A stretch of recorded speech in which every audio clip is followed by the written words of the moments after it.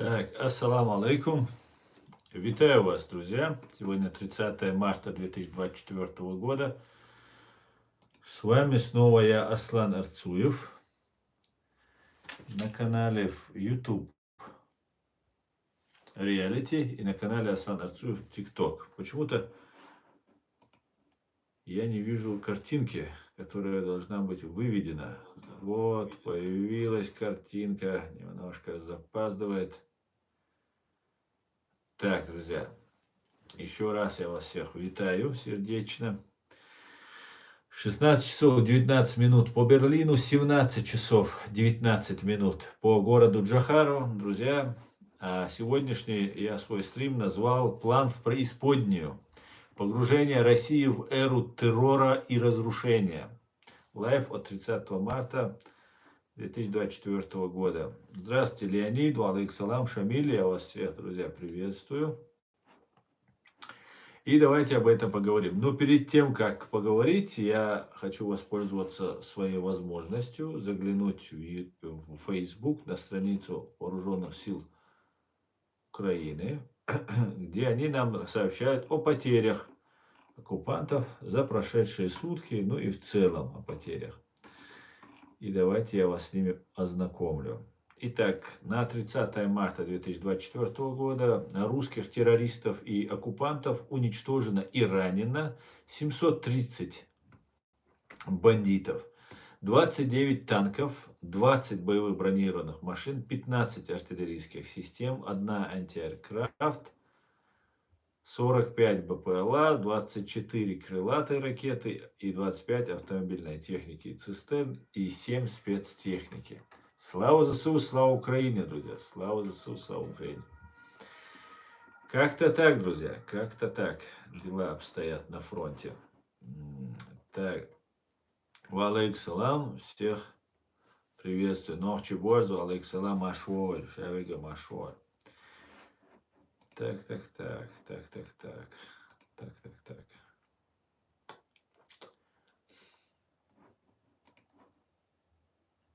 Друзья, пишите ваши комментарии, ставьте лайки и распространяйте ссылку на наш стрим. Слава героям ЗСУ. Амин, Шамиль. Алейкум салам, Мага. Всех я вас, друзья, приветствую, да.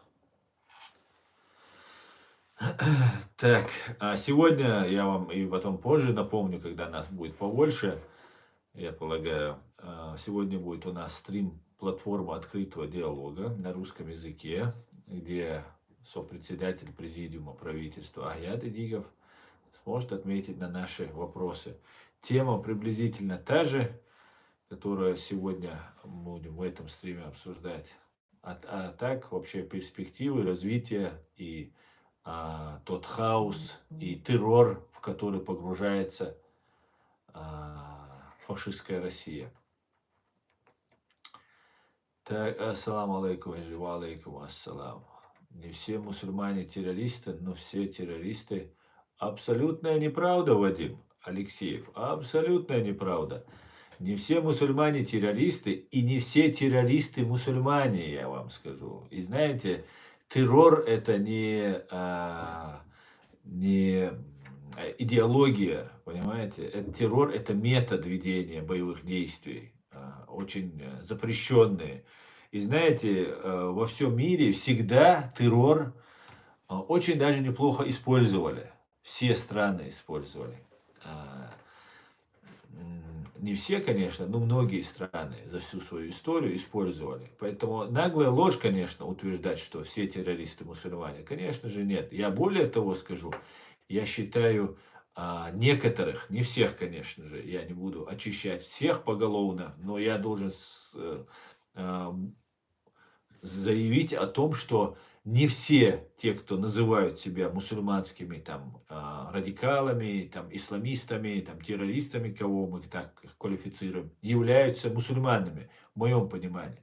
Понимаете? Поэтому это очень такой философский вопрос, это вот такой неоднозначный такой большой вопрос, который еще много людей пытаются докопаться, выяснить, разобрать этот вопрос. И еще до сих пор не выяснены. Поэтому так, на всех мусульман вешать мы не позволим, конечно, ярлыки, но нужно признать, что да, есть среди мусульман, конечно же, и те, кто террористы. Да. Ответь мне, воин, говорит. Маэстро, да он. А что за вопрос ты мне задал? Маэстро. Маэстро, да, маэстро. Интересно, что ты, вот мне интересно посмотреть на тебя, на человека, который себя назвал маэстро, да, себе ник такой сделал. Что у вас в голове, я не могу понять, да. Воин идет. Ассаламу алейкум, Эжли, ва алейкум ассалам. Как относишься к немцам? В смысле, что за вопрос такой? Я отношусь очень хорошо к немцам. И к Германии в целом, и к народу в частности. Не понимаю твоего вопроса, да. Так, Аслан, как относится к Израилю и Украине? Изарупов Халид. Изарупов Халид. А как ты, Халид, относишься к оккупации моей страны? Как ты относишься к тому, что фашистская русня убивала моих сограждан, 300 тысяч убила?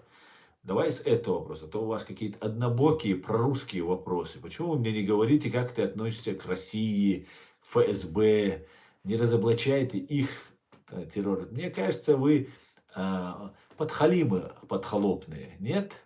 Если нет, то давайте говорить о том, что сделала Россия против нас.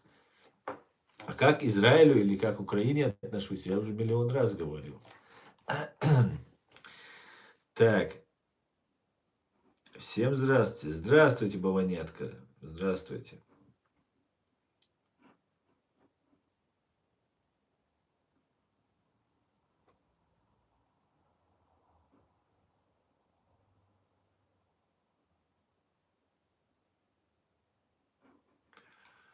Ого, мужусагу. О, машалла, машалла, машалла.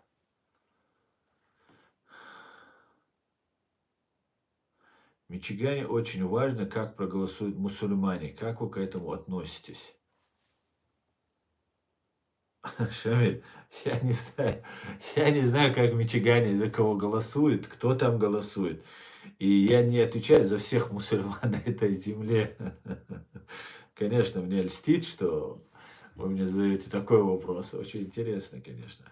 Хорошо, как вы относитесь к России? Ну, я отношусь к фашистской России, соответственно.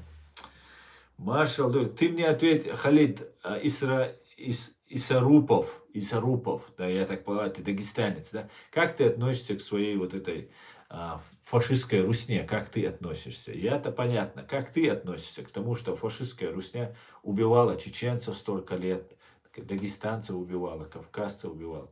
Как ты к этому относишься?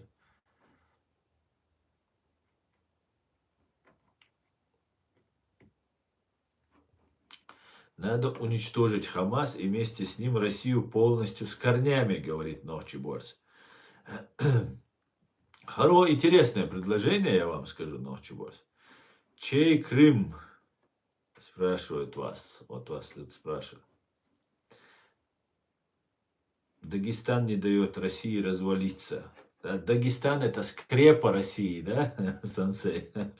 Но большие должны. Так, я чеченец, не дагестанец. Ну, судя по фамилии, у тебя не чеченская фамилия вообще-то. Но тем более, если ты чеченец, странно, да? Странно, очень странно, да? Задавать вопросы про Израиль и Украину. Ты же чеченец, ты же должен о чеченцах думать, нет? Или ты палестинец, да? Или ты кто? Или россиянец ты, наверное, да? Они тоже очень любят заботиться, да? Интересно.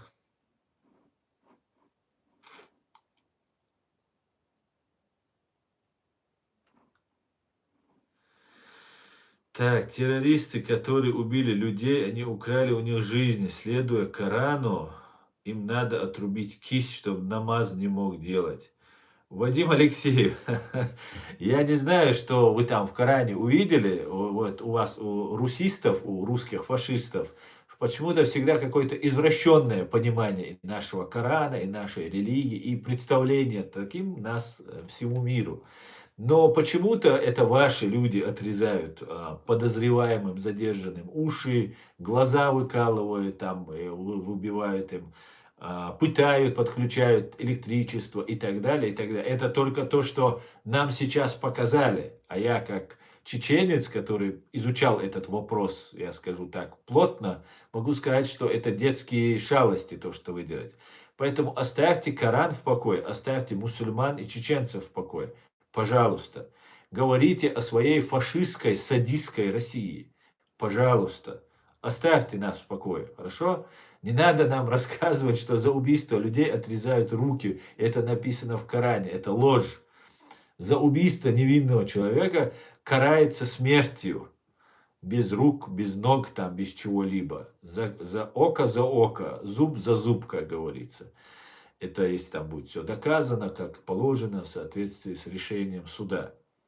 Это во-первых. Во-вторых, вам, россиянам, и не только русским, вообще всем россиянам, чеченцам, которые называют себя россиянами и служат этой России, дагестанцам, которые называют себя россиянами и являются этой Россией.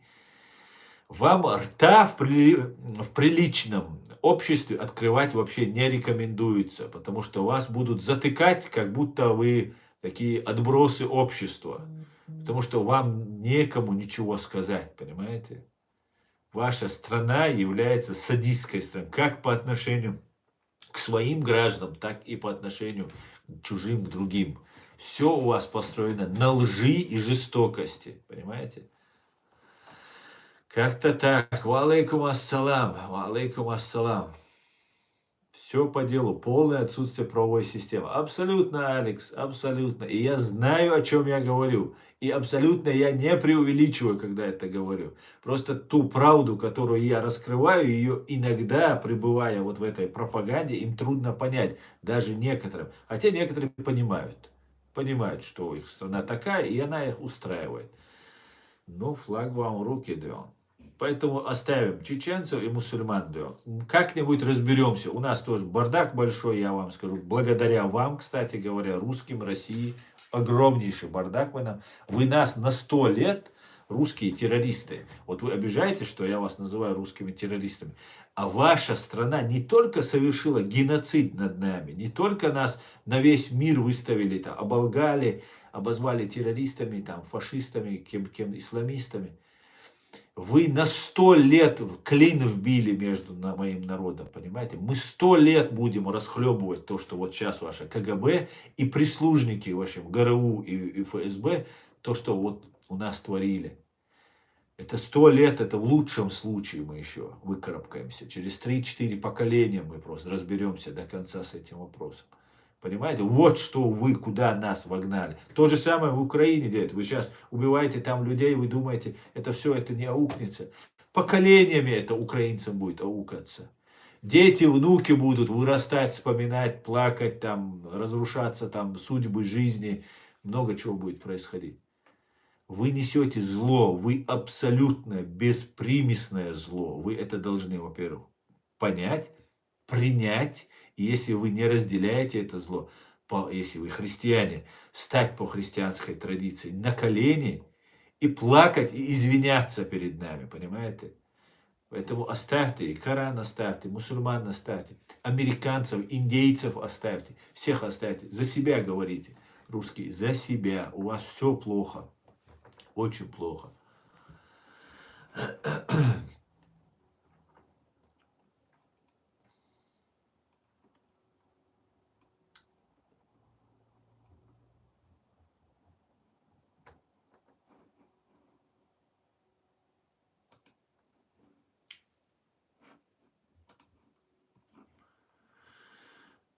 Ночик от Божьего, он грозится, что не пустит меня в Чечню, здесь грозится. Ну так ты открой лицо, покажи, кто нас не пустит. Я ж перед тобой открытый сижу, понимаешь? Ты тут людям угрозы делаешь, оскорбляешь людей. Ну будь мужчиной, покажи свое лицо, не пустишь ты меня, пустишь ты меня. Ты, ты за своей семьей последи, понимаешь? За своими детишками последи. Пустишь ты их куда-то, не пустишь. А за меня ты не беспокойся, хорошо?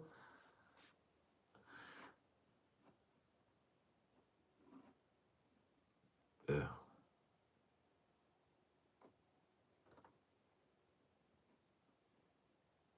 вы живете. живете в Америке. А с какой целью вы интересуетесь? В Америке я живу или нет?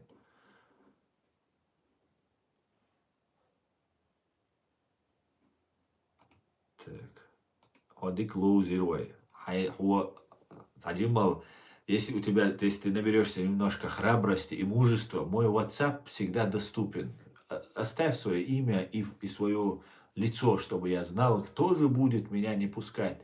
Меня не пускать в мою Ичкерию. Просто интересно мне будет знать. А пока я тебя в баню отправлю.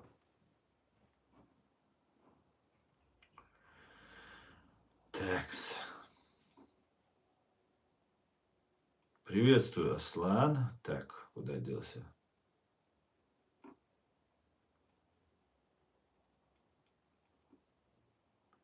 Приветствую, Аслан. Как относишься к русскому обычному нейтральному человеку? Есть какой-то негатив? Данил, нет, абсолютно нет никакого негатива. Человеку, обычному русскому человеку, который не испытывает имперских амбиций и не хочет покорить там Грузию, Украину и Ичкерию. Если этот человек абсолютно к этому относится противно, неприязненно, то никаких вопросов у меня, только лишь человек из-за того, что русский, я не испытываю, я это 1000 раз говорил. Более того, мне лично русский только лишь за то, что я чеченец. Не только меня гнобили, убивали, сажали, преследовали, там всячески меня ущемляли. Ну, только лишь за то, что я чеченец, мне помогали русские, понимаете? Такие тоже в моей жизни были. Поэтому я не могу, даже если бы при всем желании хотел бы, всех под одну гребенку грести, понимаете? Это просто мой личный жизненный опыт говорит об этом. Поэтому, причем безвозмездно, ничего не хотя взамен, даже анонимно просто помочь, понимаете? Как я могу? Хотя, может, они были не русские. Обычно всех, кто помогал, потом евреем оказывался. Ну и русские тоже, конечно, русские тоже были. Я так шучу.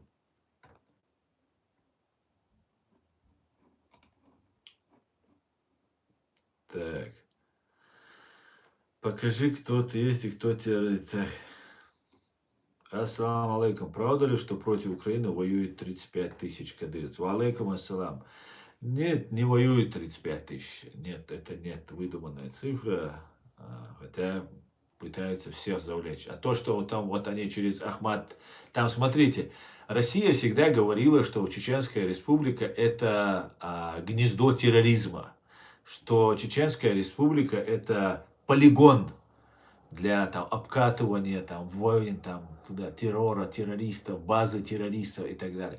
Так вот, Россия зашла на территорию Чечении, агрессивно, военным образом, зашла на территорию Чеченской республики Ичкерия, убила законно избранного, демократическим путем избранного, то президента Дудаева, потом президента Масхадова, вице-президента Индербиева, потом следующего президента Абдулхалима Садулаева, потом Доку Умарова. Вот этих всех людей, демократически избранных, демократические процедуры соблюдающих людей убила, выбор, волю народа чеченского подавила и создала базы, террористические базы, вот этих всех зэков, всех со всей России, все вот этот отброс общества, проходят обкатку так называемому полку Ахмат и их отправляют. Да, может быть, их 30 тысяч отправили за все это время. Ну, точно так же их отправляли там с Приморского края какого-нибудь, там откуда-то, где у них там сбор идет вот этих бандитов и террористов.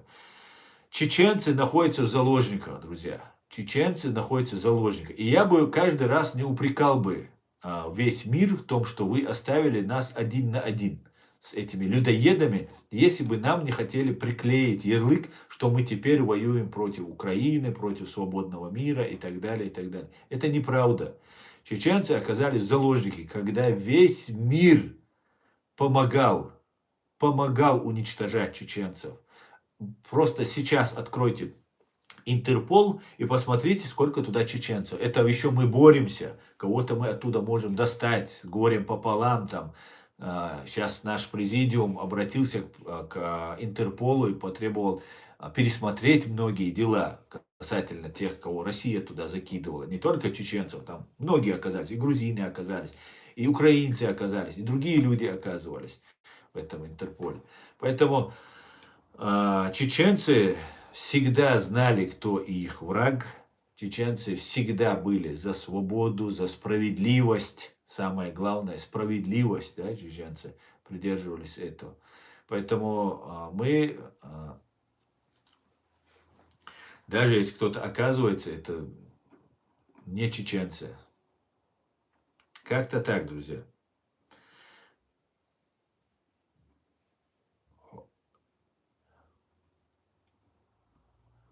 Во всем мире терроризм это русские, говорит Сансей. Цели никакой нет, просто вижу сзади флаг Америки, поэтому поинтересовался. Хорошо, ты интересуешься. А почему ты никогда не интересуешься чем-то полезным для чеченского народа? То ты за Палестину спрашиваешь, за Украину, за Израиль. Почему за Ичкерию ты не говоришь? Там же еще висит флаг Ичкерии. Какую цель я преследую? Ты же, наверное, знаешь, раз ко мне сюда зашел и пишешь мне. А ты пророссийский, да, я так понимаю? Пророссийский. Но к чему отцу? 100% я не считаю тебя чеченцем. Но то, что ты пророссийский и, может быть, чеченоговорящий, это я допускаю. Почему ты пророссийский? Тебе не обидно, что русские захватили твою землю, сделали тебя второсортным, тебя сделали этим таким-то, как они любят тебя называть, и меня тоже, кстати говоря. И ты являешься второсортным. У себя на родине 1000 лет ты там, твои отцы и деды гордились, какими они были свободными людьми, боролись за свою страну, да? А в итоге ты стал таким пророссийским. Чем это связано? Ты покорился, да? Ты посчитал, что если русские сильные, то нужно покориться. Или же ты проникся их культурой, или ты проникся их философией, их ценностями ты проникся. Может быть, ты получил их образование, глубокое такое, мирового уровня образования. Что тебя привлекло, что ты стал вот пророссийским, и ты задаешь вопросы, когда чеченец тебе отстаивает интересы чеченцев сидит, ты задаешь вопросы, которые абсолютно не касаются темы, а ты делаешь так, чтобы сбить этого человека, чтобы на отвлеченную тему говорить. Что было? Ты пишешь, что ты чеченец, опять ты настаиваешь. Хорошо, ты, может быть, по крови чеченец, может, папа, мама у тебя чеченцы. Ну что тебя заставило быть рабом рабов? Холопы. Русские всегда были холопами. Они такое вот, у них культура такая. Тебе, чеченцу, это должно быть понятно со стороны. Это, может, русский сам до сих пор не осознает. Вот что тебя побудило к тому, чтобы стать холопом у холопов? Понимаешь? Свободному человеку. Вот. Мне интересно. Ответь мне, пожалуйста. Вот ты что-то мне пишешь. Потому что уже не сейчас я знаю, что Россия не сможет ничего сделать. Сейчас я уже знаю, что Россия не может ничего сделать нам. Не, прошлого нету, подожди, прошлого нету, будущего без прошлого. И что значит прошлое? Я что тебе, 1000 лет назад возвращаю тебя? Нет, я тебе говорю то, что я видел своими глазами, понимаешь? Я видел президентов наших, я видел, как народ голосовал, как хотел жить свободно, как зашли танки, я видел, как бомбы на нас сбрасывались, видели. Вот вы сейчас в прямом эфире в Украине это все видели, правильно? Вот у нас то же самое было. Я просто сам очевидец, свидетель этих событий. И это не прошлая история. Это так вам удобно, да? Теперь, как Россия? Ты говоришь, Россия на нас не нападет. Как не нападет? А почему она на нас не нападет? Почему ты так решил, она не нападет? А я убежден, что она ждет момента, чтобы ни одного нас живых не оставить. Ни одного, чтобы нации чеченцев не было. Вот что русский шовинист ждет и мечтает, грезит во снах. Понимаешь? Ты мне сказки рассказываешь. Ты пророссийский человек, рассказываешь мне сказки, в которые ты поверил, чтобы продавать интересы своего народа. Ты торгуешь интересами своего народа. Может быть, это вдвойне печально, что ты чеченец этнический и торгуешь интересами своего народа. Понимаешь? У вас нет абсолютно никакого обоснования того, что вы делаете, кроме того, что вы лично зарабатываете на интересах чеченского, продаже интересов чеченского народа. Кто-то отдает жизни, Кто-то всеми семьями, всей семьей погибает. Ты знаешь, пока вы как продавшиеся России, ходили в калошах, да, там у вас где-то Хосиют или где-то там, еще вы где-то там ходили. Чеченцы были, которые были миллионерами, очень состоятельными, были генералы советские, достигшие высот в советское время. Вот они все бросали с этими деньгами, со своими, бросая эти посты свои, возвращались и сражались и гибли за свою родину. Все отдавали. Одной семьи, в одной 13 сыновей погибло. В одном бою их 11 человек погибло. В одном бою. Все вместе. 11 братьев, понимаешь? Родных братьев. А вы нам рассказываете, Россия не нападет. Я был молодым человеком и верил, что мы советские граждане, и никогда на нас Россия не нападет. Потому что у меня в классе все были русские. У меня во дворе все были русские. Я говорил на русском языке. Я не считал русских врагов или никакими оккупантами или колонистами, кем они являлись по факту. Потомками колонистов они являлись. Я их такими не считал. Я дружил, я учился, тренировался, работал, да, что там, работать, если в этом возрасте можно работать. Напали, спарывали животы беременным женщинам, понимаешь? Не просто напали, отрезали головы, глаза выкалывали, на куски разрезали. О чем ты говоришь, не нападет? Ну, Аллах Билла нападет, и вы будете ей помогать в этом, потому что она вам даст приказ, и вы будете, как вы это все делали. Ведь ничего не закончилось. Почему у чеченцев, неприязнь к вам больше, чем к оккупантам? А? Потому что вначале ее не было к вам, этой неприязни. Вы перешли на сторону русских и убивали наравне с этими русскими. Наравне. Жестокость проявляли больше, чем русские вы к нам. Иногда. Больше, чем русские. Представь. Поэтому к вам такая ненависть. Вы думаете, вы тут там, на Мерседес сели, у вас работа, там устроились. Нет, друзья. Нет. Вы вышли, как стрела вылетает из лука. Вы вылетели из чеченства. Понимаете? Вы не можете быть чеченцем по определению, по крови может, по там, я не знаю, по месту рождения, там еще что-то, по обычаям, традициям, языку вы можете быть чеченцем. Вы по духу не можете быть чеченцем, понимаете? Мы отказываем вам быть вправе, мы отказываем вам быть гражданином чеченского свободного государства. Я лично вам отказываю в этом праве. Вы никто не заслуживаете получить чеченский паспорт свободного гражданина. Яхца ете вам хочу уверен Эрдуй, вождуй бош, хабаштиц. Подавлишь, да. Так.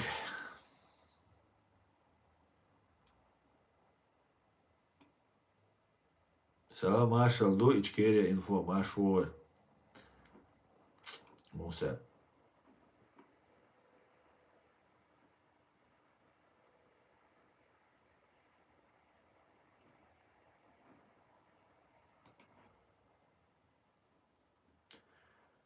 Так.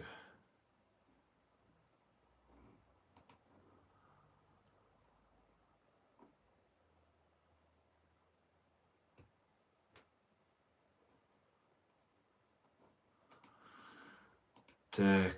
Запила. Ашло метк маиц.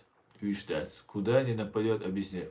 Ты там был на войне, говорит. Где там на войне? Где там? Как всегда, людям головы морочишь, говорит Марсель. Но я раскрываю правду и избавляю от вашей пропаганды.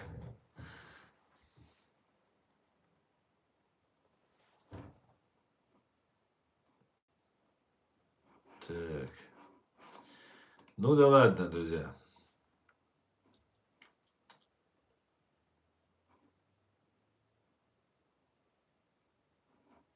Не мужчина тот, кто не скажет правду, говорит сенсей. Совершенно верно.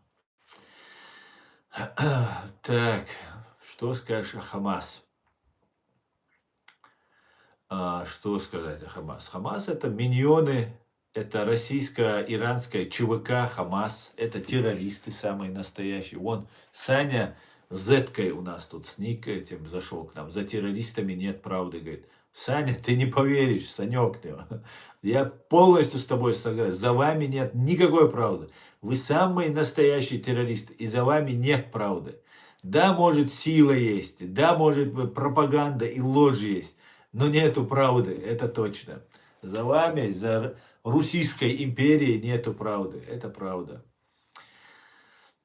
Чем западная пропаганда лучше русской? По мне одни и те бино дурук, да, дурук, да. Понятно. А как ты относишься к турецкой пропаганде, друг? Как ты относишься? Расскажи мне. Турецкая пропаганда тебе нравится? Как ты к Эрдогану относишься? Как ты относишься к той турецкой пропаганде, которую турецкая империя нам навязывает? Давайте так поговорим, а то вы. Слава Ичкерии, героям слава.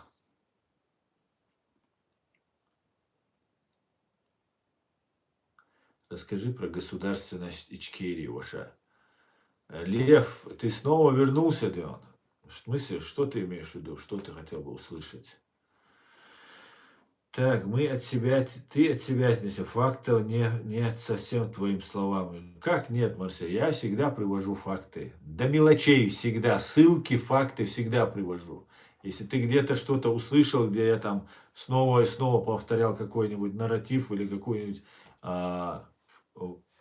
историю, какой-то факт рассказывал, и не сослался на него, то ты извини, может, каждый раз я не повторяюсь, но я тебе скажу, что все, что я говорю, можно перепроверить. Почему за все это время никто не подал на меня в суд, ты не знаешь?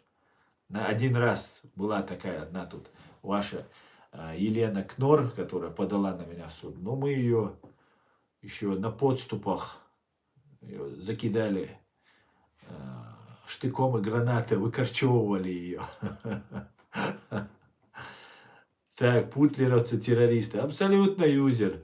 Саня, почему я террорист, я не могу понять. Я против террористов, Санек. Это у тебя зетка стоит. Ты террорист, ты оккупант, ты убийца, ты их сторонник. А я против, вот ты что, я антитеррорист, понимаешь? Спасибо, спасибо. Спасибо. Путину, хана, Кадырова мы уберем обоих. Да, мова. Так, витаю, Украина у вас уже не в тренде, просто раньше у вас висел наш прапор.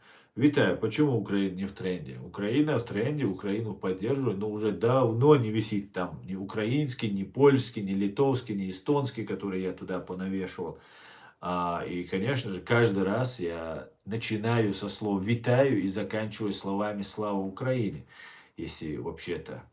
И весь мой стрим, начало от Збройных сил Украины информацию сообщаю. Хотя со стороны Украины, некоторые украинцы, я такое свинство просто, самое настоящее паскудство видел, что мне хочется, знаете, послать вслед за русским кораблем вот некоторых мерзавцев и нехороших людей, скажем так. Да. А Украину и ЗСУ поддерживаю. Очень даже. Как ни один украинец не поддерживал мою Ичкерию, я поддерживаю, на протяжении 10 лет.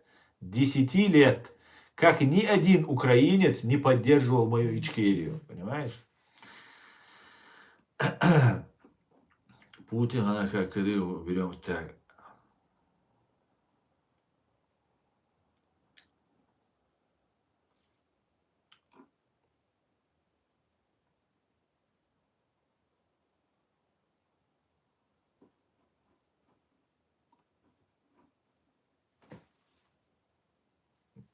Какой суд? Езжай, быстрее, я тебя суд убью. Так, резали, отрывали глаза. Где факты этого? В чеченскую кампанию чеченцы некоторые тоже зверство делают, но никто в России не пропагандирует, что вы не люди. А в суд не подали, потому что пофиг, говорит Марсель. Ага, да, вам пофиг, конечно. Вам так пофиг, что вы меня на территории фашистской Русни запретили мой YouTube-канал. Меня иноагентом обвели, моих родственников пытали, уголовные дела против него возбуждали. Меня тут заказали, тут угрожали днем и ночью, поливаете грязью. До того вам пофиг, что, бедолаги, вы просто замучились. Что вам так пофиг про меня, да, что вы мое имя произнести боитесь в эфире, да?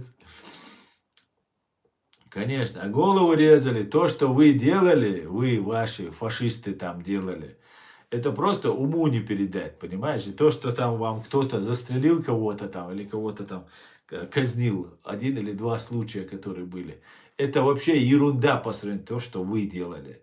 Ставропольская ИК-3, больничка называется, исправительная колония номер 3, больничка называется.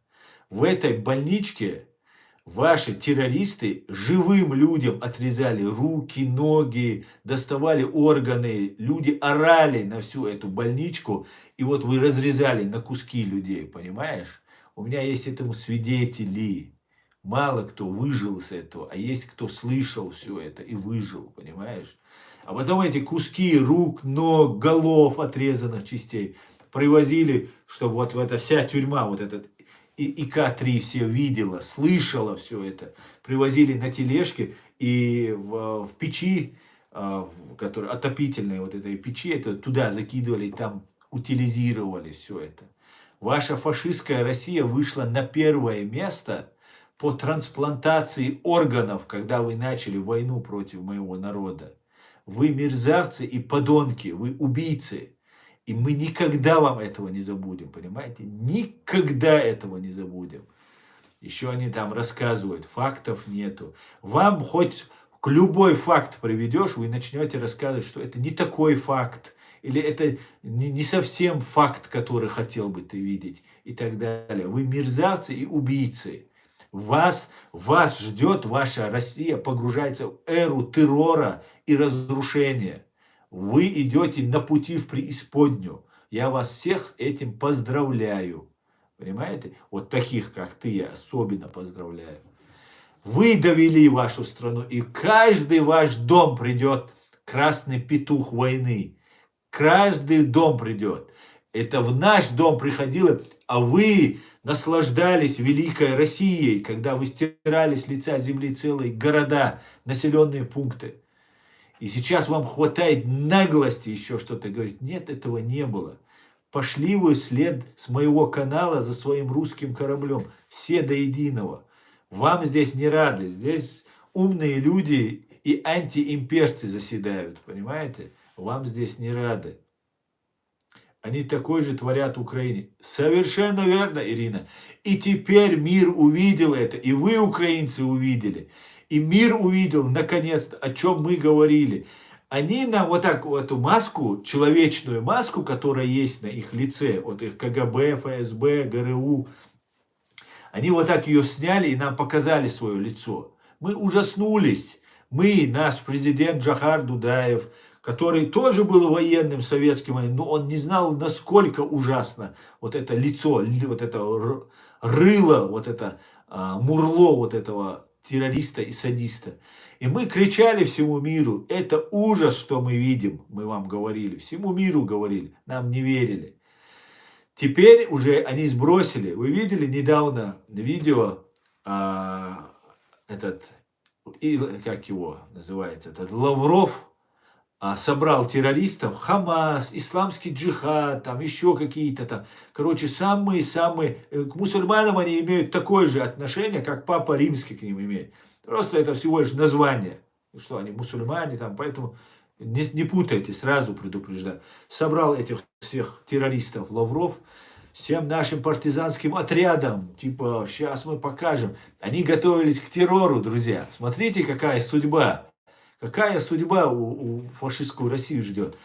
Я абсолютно 100% был убежден, что они на территории Евросоюза, Европы, Германии будут проводить террористические акты. Я и сейчас не исключаю эту возможность.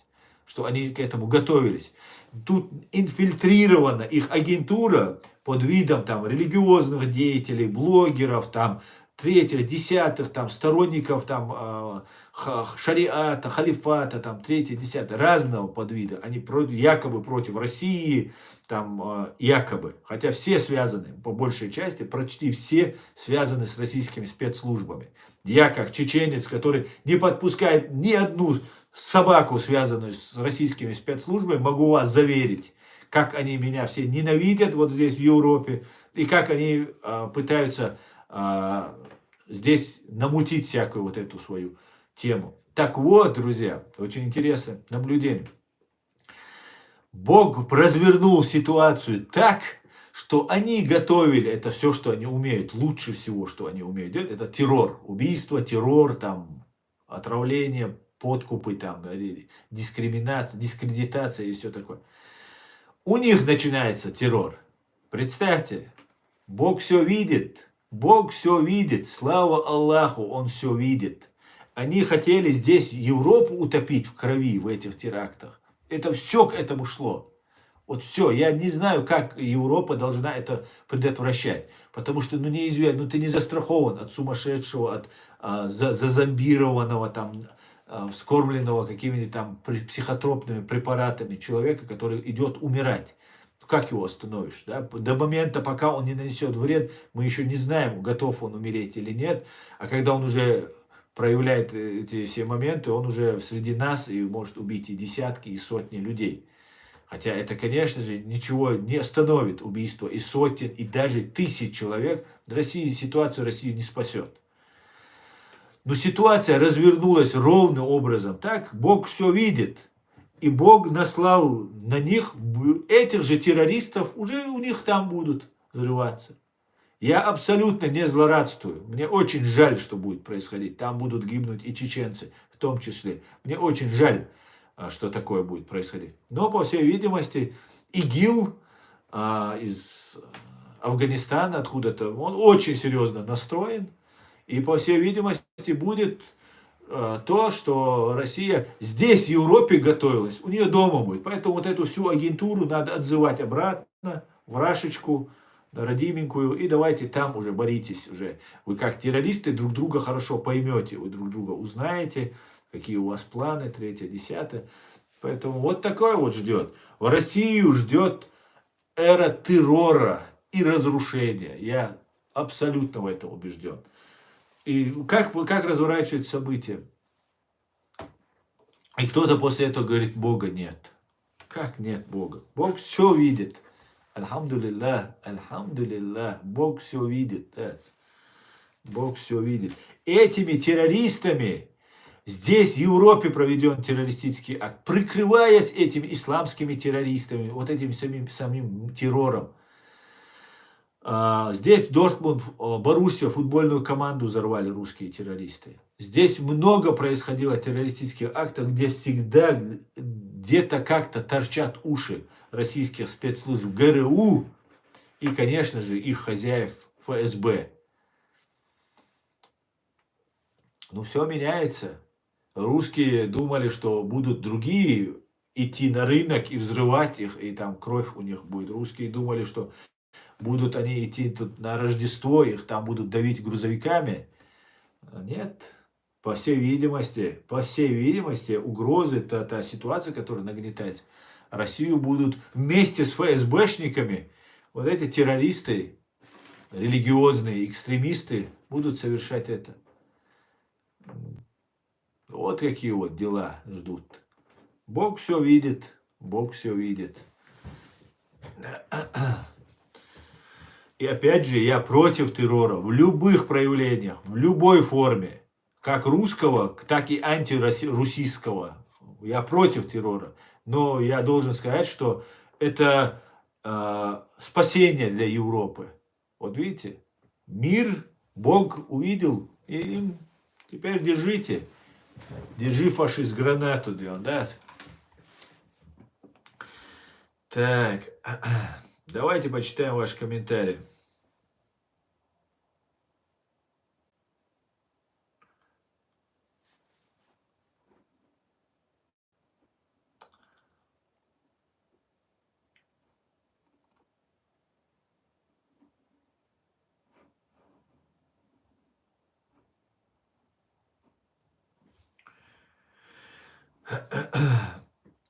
Как все обиделись, как Таня даже вспомнила про мусульман Палестины. Так вы же ненавидите, Таня, мусульман вообще и Палестину. Палестинцев вы любите, это ваши миньоны, такие же, как вы, у вас там Путин в авторитете. Для нас они не в авторитете, понимаешь? Вы мусульман не приплетайте туда. Вы свой арабский национализм, арабский империализм вместе с русским империализмом, вот его объединяете. А мусульман оставьте, мы как-нибудь сами, без вас, Танюша, хорошо? Справимся, да?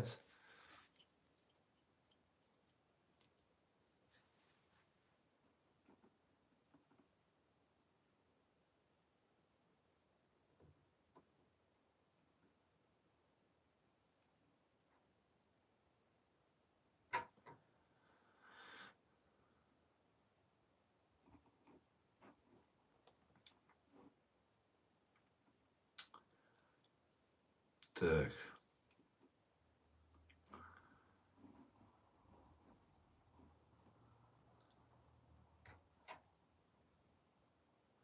Какой будет Россия через 5-10 лет, по вашему мнению, говорит Арнольд. Арнольд, конечно же, предсказывание это дело такое неблагодарное, но мне, знаете, кажется, что все, что вот идет, все развивается, оно имеет какие-то установки. Я не знаю, это божьи установки или это человеческие установки, которые могут определенно на несколько лет вперед предположить, не утверждать, все может поменяться, но можно предположить, что произойдет.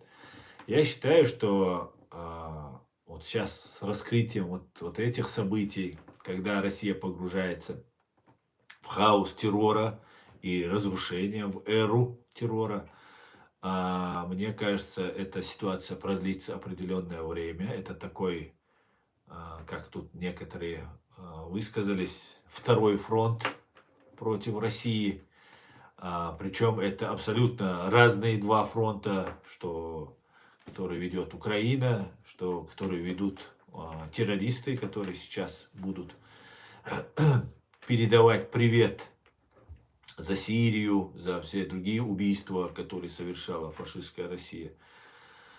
Я думаю, что Россию ждет распад, сперва террор, убийство, страх, затем это будет распад, расчленение России, потому что многие захотят жить спокойно, отдельно, чтобы их не убивали.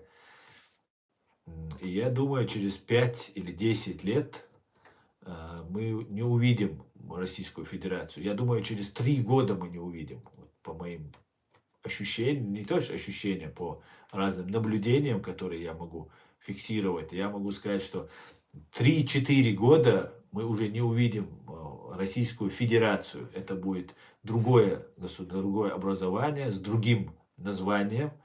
И, скорее всего, это будет несколько. То, что Ичкерия не будет частью фашистской России, это я могу 100% гарантировать.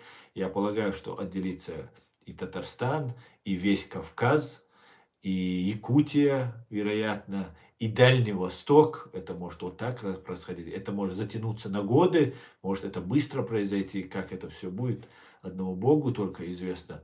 Но большие события, перемены, я вижу, произойдут в фашистской России. Как-то так. Я думаю, раньше, говорит мой модный доктор. Может быть и раньше, я не знаю. Слава Ичкерии, героям слава, героям слава. Осетия никогда не отделится. Но если не отделится, тогда она останется с Россией. Флаг в руки, флаг в руки.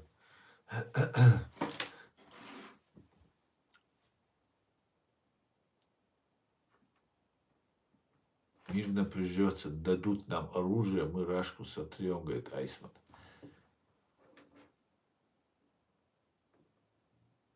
Ассаламу алейкум, бразва. Алейкум ассалам. Так, давайте дальше, друзья.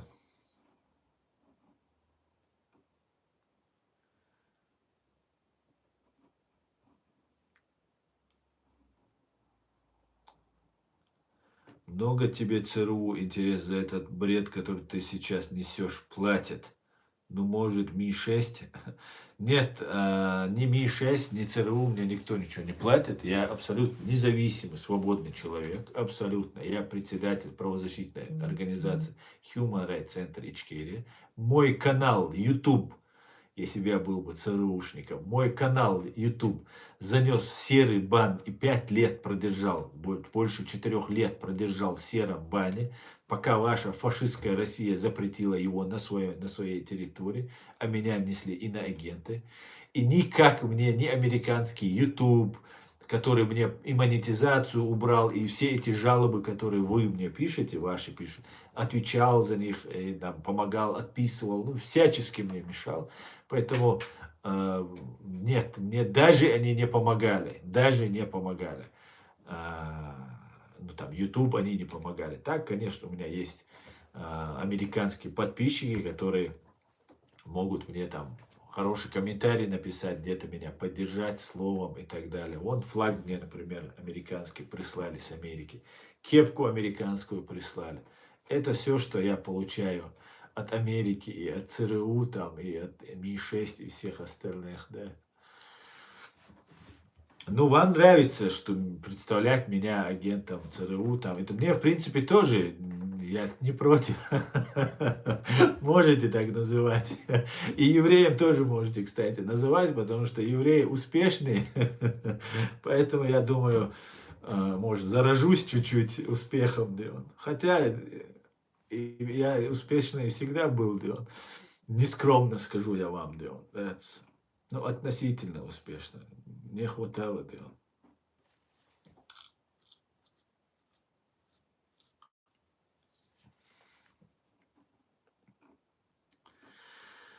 В любом случае процесс неотвратим. Сейчас экономика будет расшатываться. Сейчас мигранты начнут уезжать, инфляция пойдет по полной, безработице. Абсолютно чеченский сионист произойдет, все обвальным путем будет происходить. Будет террор. Не просто вот эти сейчас игилоиды сейчас возмущаются, что мы будем рвать, говорит.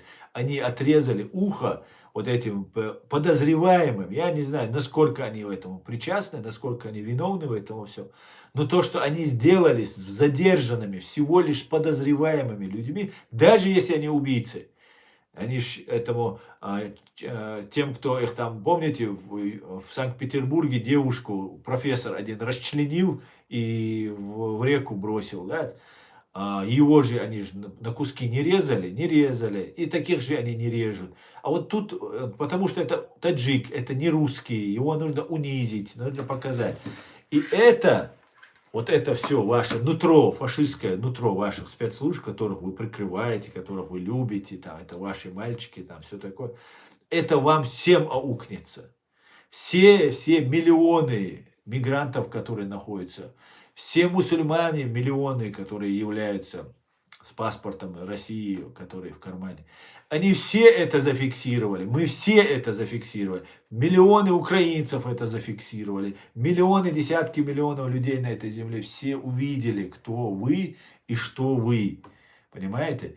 Сделать так, чтобы вам еще меньше было сострадания. Но у вас это получается. И будет, конечно же, мигранты будут уезжать, мигранты будут совершать нападения. Против этих мигрантов начнется тогда работа фашистской России, понимаете? Они их начнут долбить, эти начнут их долбить. И это, как бы, да, это погружение, это план в преисподнюю. Это ваш план Путина и ФСБ. Вы же ваш суперстратег, всех переигрывающих. По плану вы идете в преисподнюю. Поздравляю вас всех. Вы этого сами добились.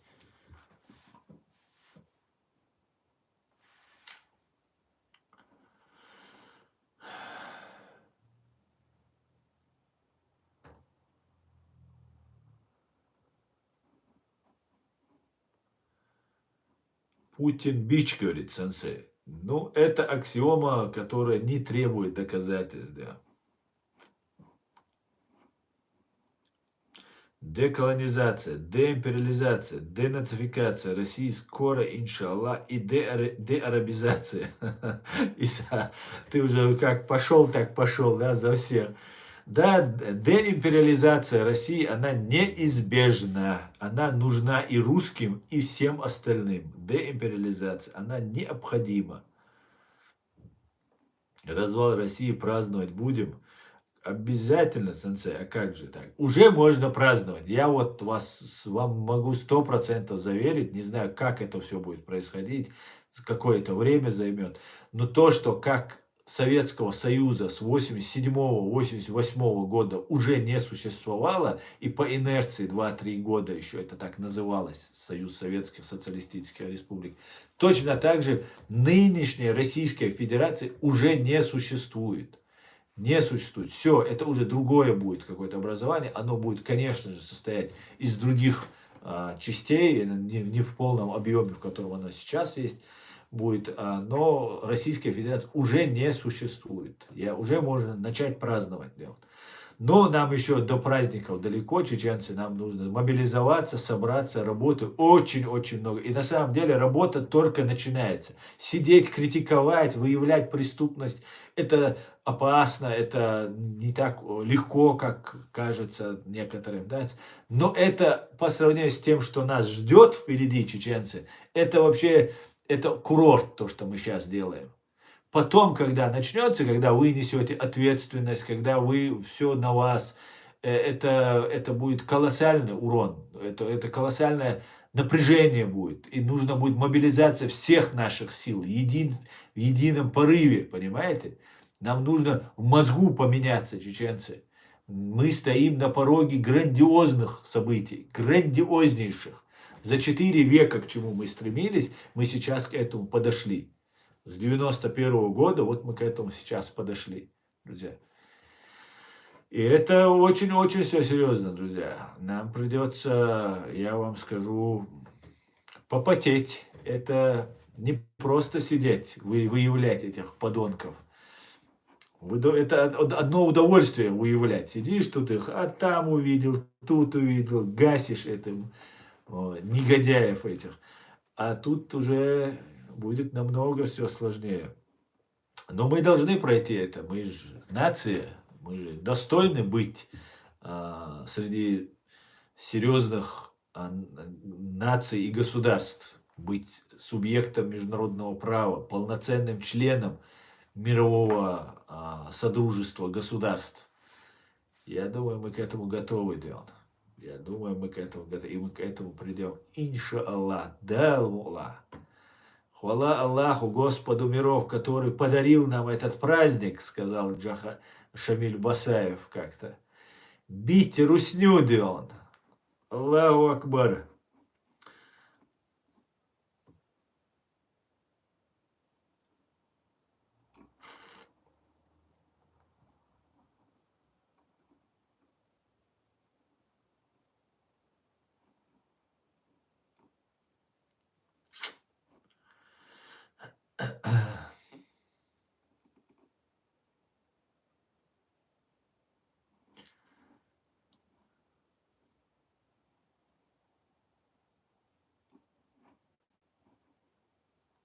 Кавказ какой страной будет?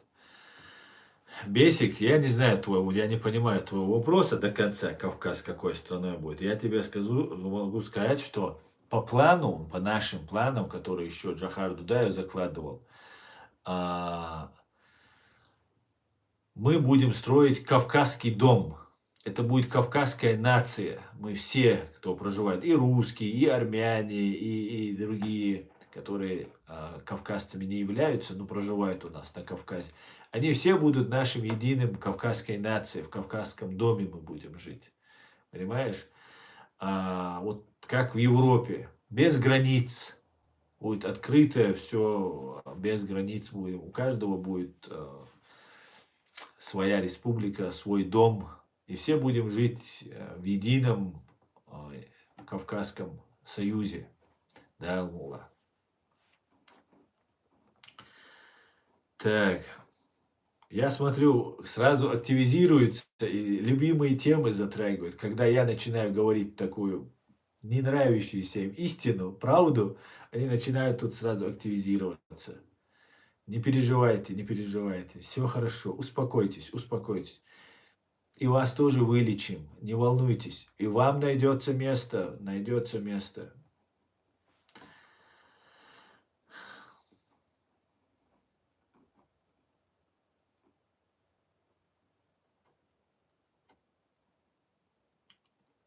Так.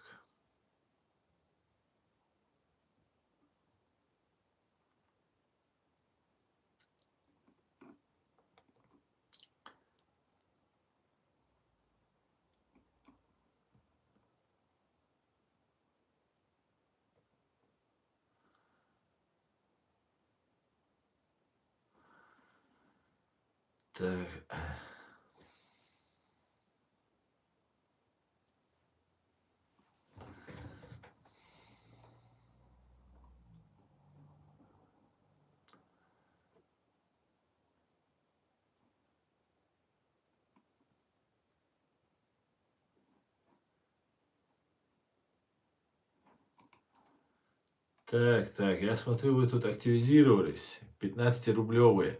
За каждый комментарий платят 15 рублей. Пост явные оскорбления, я буду банить вас, хорошо? А так я вас фиксирую просто. Вы нужны показать, что вы из себя представляете, понимаете? Вы должны понять, что мы над вами экспериментируем, понимаете? Мы вас изучаем, чтобы потом съесть, понимаете? Правда, я свинину не ем, но если там как-то там аккуратно. Германия не сможет тебя спрятать, говорит Людмила. Людмила, ты думаешь, я прячусь от кого-то? Ты, по-моему, ошибаешься, да. Людмила, правда, не нравится, не нравится Дине. Очень ей не нравится.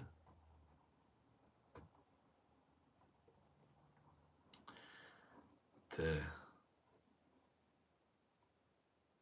20 рублей, кстати. Что, подняли, что ли, фику? Подняли вам цену? 20 рублей? Ну, держитесь. Правда, глаза колет. Да, наблюдатель. Да, говорю. Вы, сионисты, не войдете в Чечню, говорит. Гудус Грей, говорит. Это ты мне как? На каком основании ты меня не пускаешь? За то, что ты про турецкий, что ли?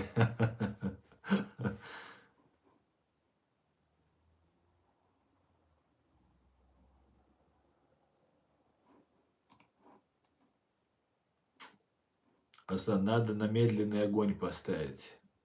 Да, потихонечку. Мы этим и занимаемся как раз. Знаете, чем отличается, вот говорят там Байден, Трамп, там третье, десятое, кстати говоря, я вам тоже одну интересную, я вам одну умную вещь скажу, только ты не обижайся, Леон. Знаете, чем отличается демократы от республиканцев?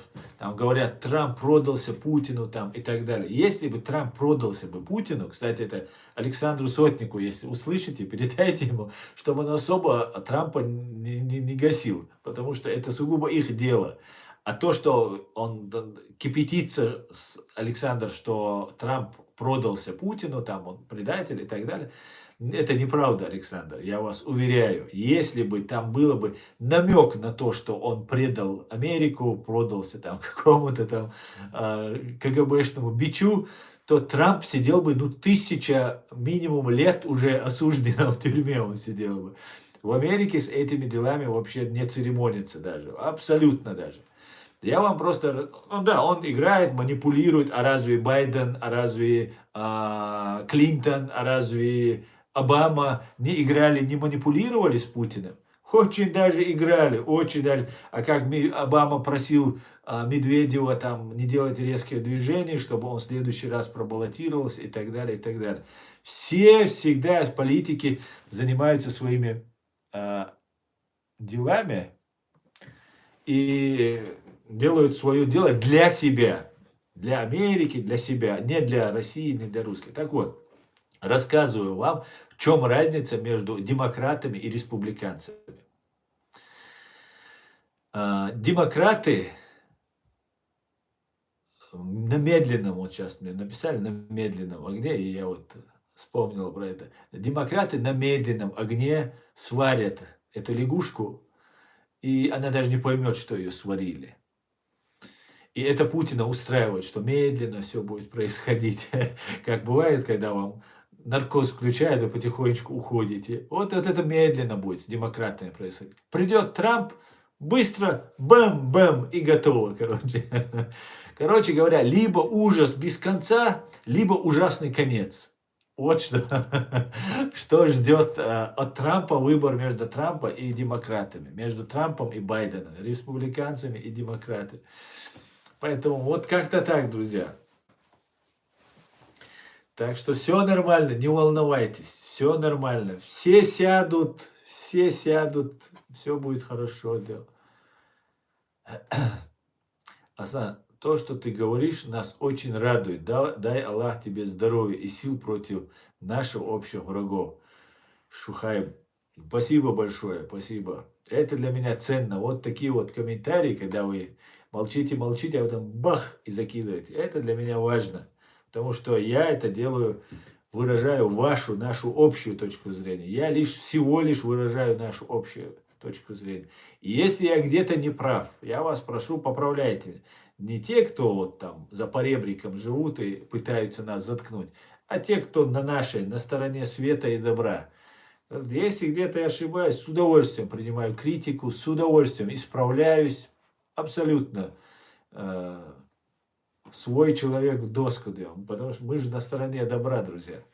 Мы на стороне света. Мы на стороне справедливости. Да, мула. И будем такими.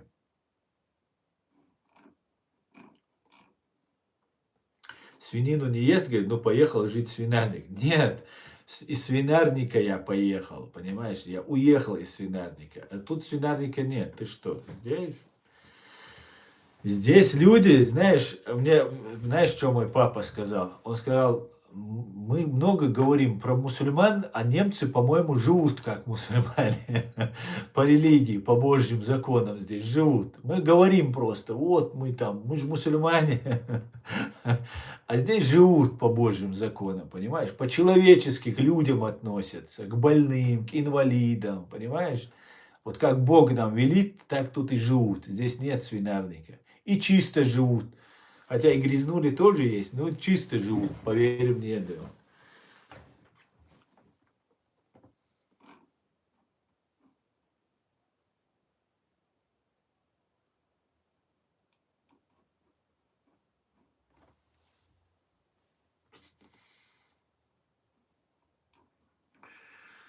Так.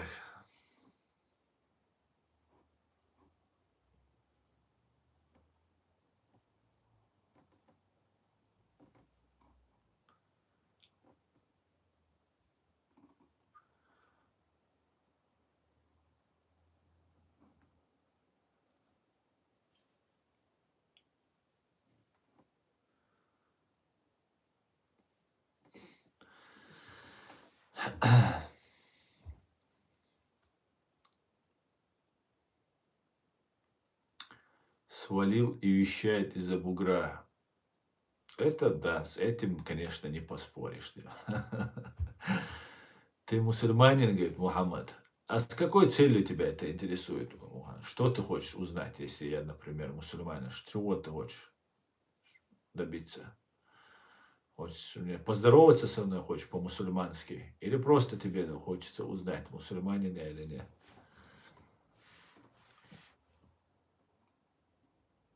Да ладно тебе. Мне кажется, да ладно тебе, ты абсолютно в точку. Это их любимая тема. Они боятся, что вот если Россия станет демократической, свободной страной, что их замуж кто-то возьмет, понимаете? Насильно причем. Приедет какой-нибудь там голландец и возьмет его замуж. Он этого боится. Не волнуйтесь, вы не интересны, да, не волнуйтесь. Вы не интересны. Не волнуйтесь еще раз.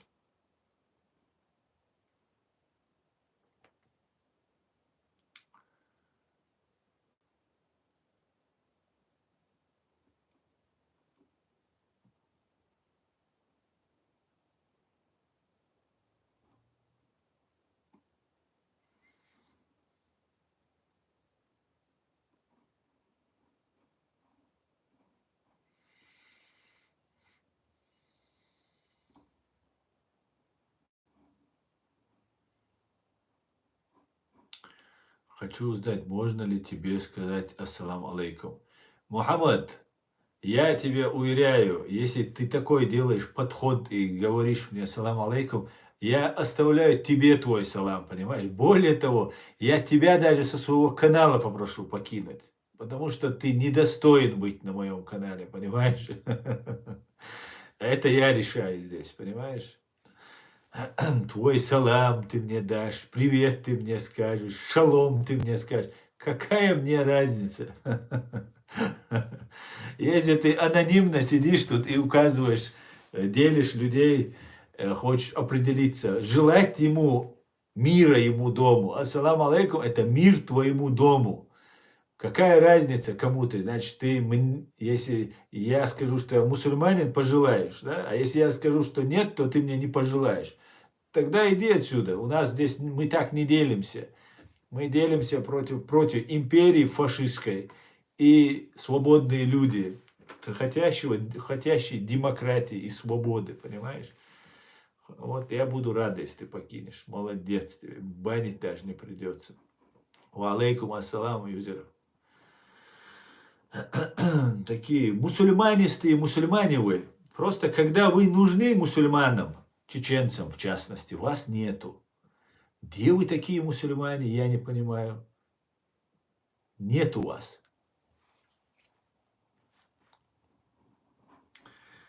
Так, Аслан, за то, что не бай, но все равно. Так, Владимир Путин у нас говорит, ну ты напросился, давай забаним тебя, потому что ну ты сам ходил, просил, давайте, ломай меня, да, полностью, помнишь?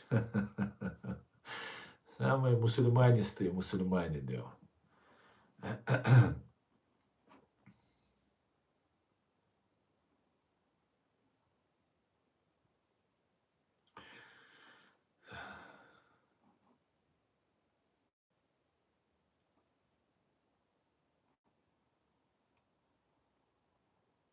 Слава Джахару Дудаеву, героям слава.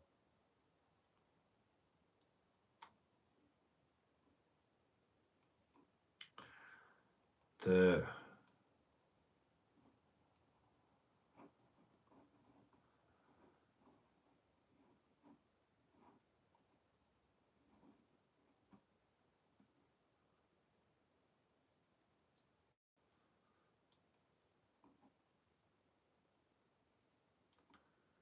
Кадыров террорист, говорит Вадим Алексеев. Ну, все, кто за русских имперцев, те все террористы. О чем ты говоришь? Что за разговор? Путин сдохнет, скоро будет доброе. Да, только одного Путина будет недостаточно, Дмитро, я скажу.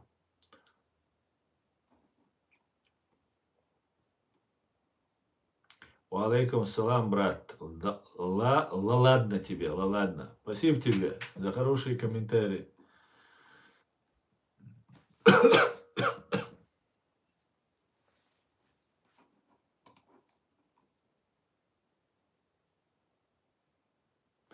Осна, Россия умоляет развалить ее полностью. Да, Россия, сломай ее полностью.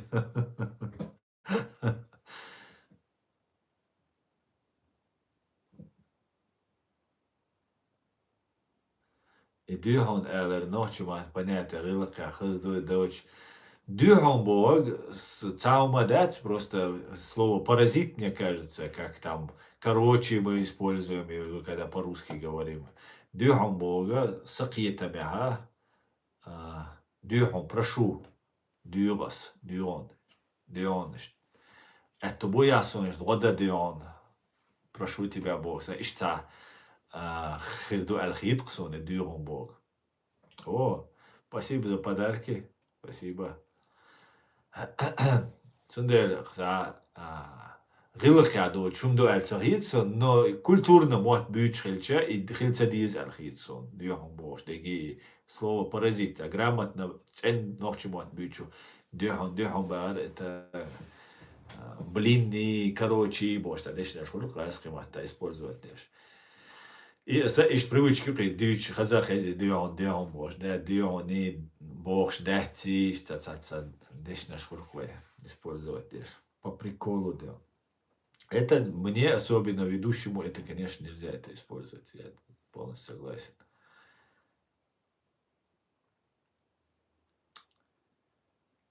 Так. Дерез Хольдик Киетам, Бедерез Масан находится. Сколько понадобится времени восстановить Чечню, как думаете? Спасибо. Мне кажется, что значит восстановить? Чтобы систему наладить, нам, конечно, нужны финансы. И я думаю, 2, 3, 4 года, 5 лет Ичкерию можно просто до неузнаваемости изменить. Полностью, от и до ее изменить можно. От и до полностью. Я думаю, мы к этому придем. Оба. Юзер меня заваливает подарками, какие-то алмазное дерево дал. Машалла, дал совет.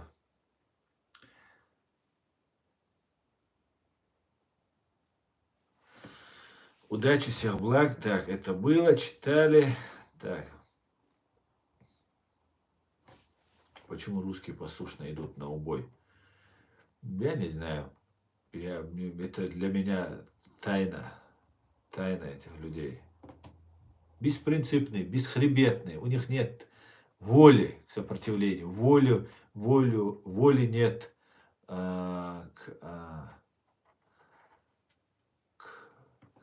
не знаю, созиданию. Не знаю, почему они идут. Это загадка.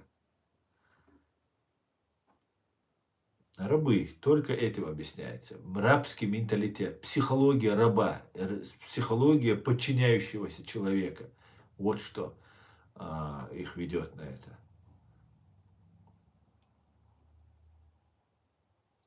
Ичкерию нужно сделать красивее Швейцарии. 100% Байсангор чеченский. 1000000%. И войди должен, духшут. Да, мула.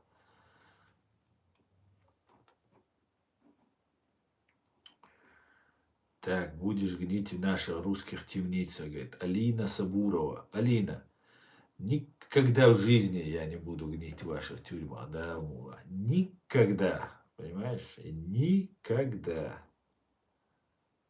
Никогда. Лучше смерть, чем ваша вот это. Даже кадыровцы против наказывают, направить, и не можешь проявить критику, говорит. И чего? В чем кадыровцы? Даже это что, это какой-то показатель, кадыровцы что-то делают или не делают.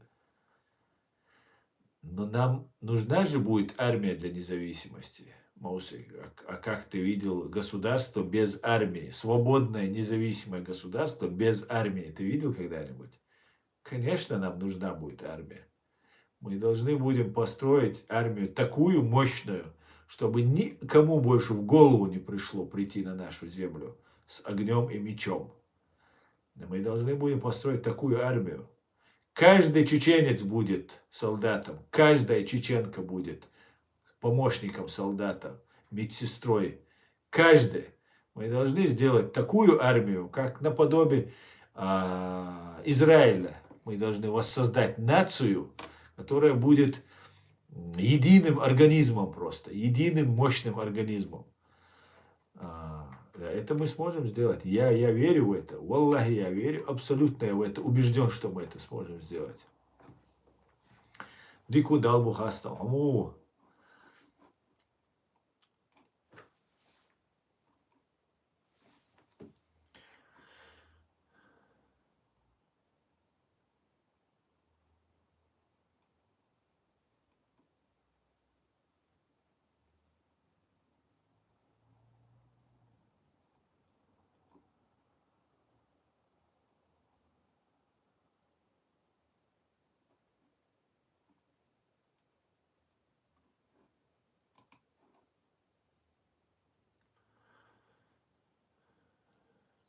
Так.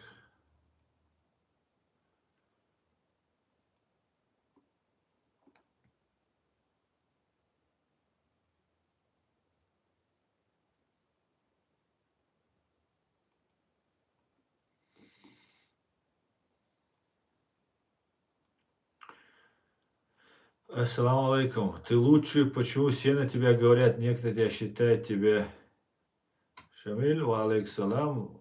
Это у всех людей, которые плывут против течения и имеют врагов в лице абсолютно беспримесного зла, русизма, сатанизма, фашизма, человека ненавистнической идеологии, всегда будут враги. И вот я один из таких, которого ты можешь видеть, как они обливают грязью, как они пытаются запрещать. Но я, как питбуль, схватил цель и иду по этой цели. И они никогда меня с нее не свернут. И это их бесит. Они бы хотели бы меня, чтобы я извинялся, продавался. И все они перепробовали, и у них не получается. И никогда у них это не получится. Это я могу обещать. Я, может, мало чего могу в этой жизни гарантировать, а вот это гарантировать я могу 100%. Да, мула. Да, мула.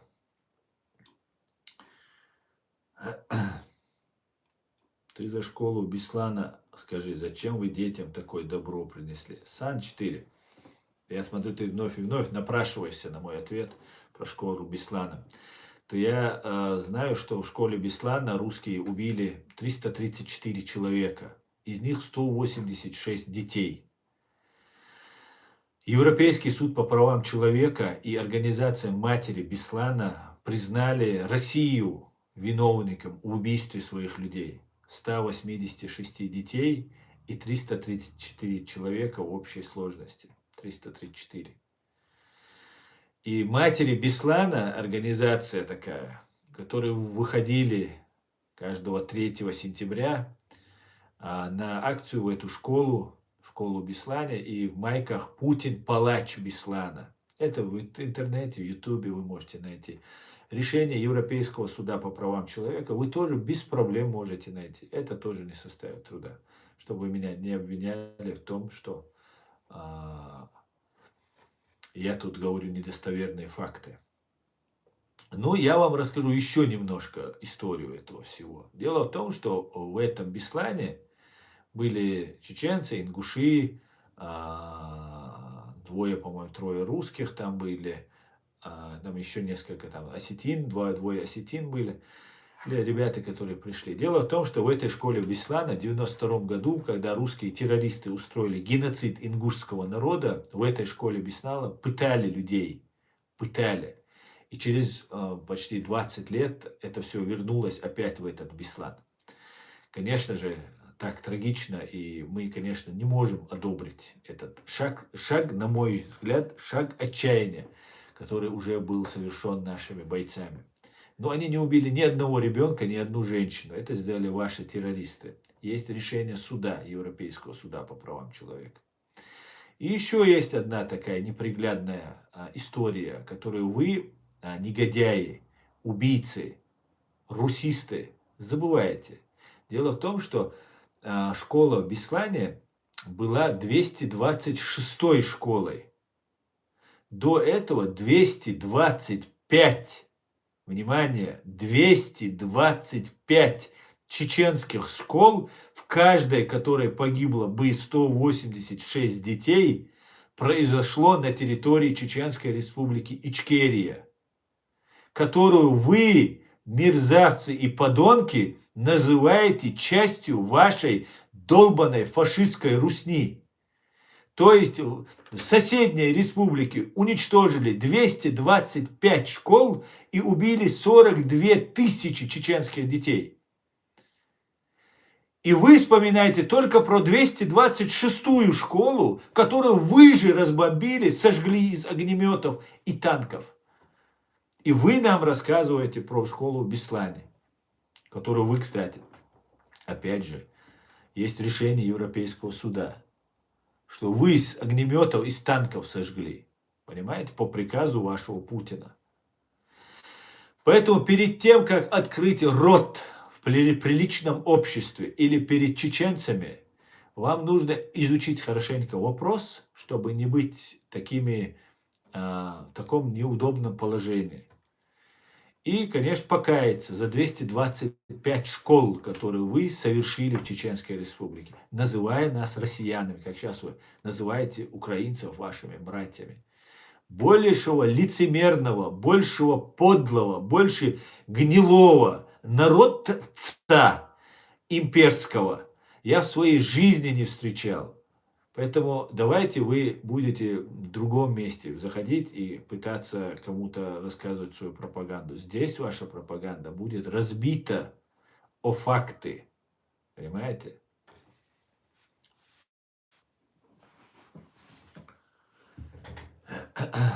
Дейл Рейс, Вальмасейра Дойлой, Дарси.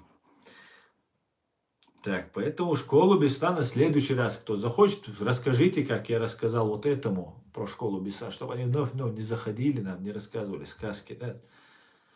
Ассаламу алейкум, тоже поддерживаю тебя на все 100%. Баркалу алейкум ассалам, все понемногу. Русская история до Петра Великого одна панихида, а после Петра Великого одно уголовное дело. Тютчев. Да, Федор был прав, да.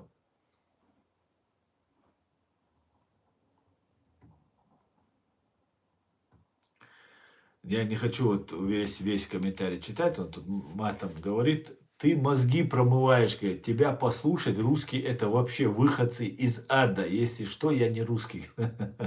Айзек Файт. Я не говорю, что русские выходцы из ада. Я хочу сказать, что план в преисподнюю, погружение России в эру террора и разрушения – это название сегодняшнего нашего стрима, друзья. Погружайтесь потихонечку, да.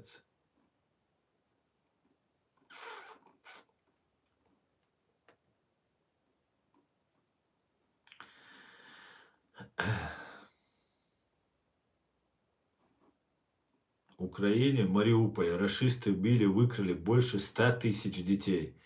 Да, Дмитро, да. И они их крадут, чтобы завтра они воевали против вас. С украинскими паспортами, с украинскими корнями. Показывали этих людей, как кадыровцев показывают. Точно так же они делали у нас в стране. Когда они зашли в наш, оккупировали территорию, во-первых, они ментов убитых, их детей брали к себе. Вообще брали беспризорников на улице, кого подберут, собирали, вооружали их, подготавливали. Представьте, 13, 14, 15 лет мальчишка, которому заложили пропаганду в голову, его обучили убивать, воевать, накачали ненавистью к своему чеченскому народу. И представьте, как они потом, они потом кто-то осознает, а кто-то так и умрет, защищая интересы фашистской России.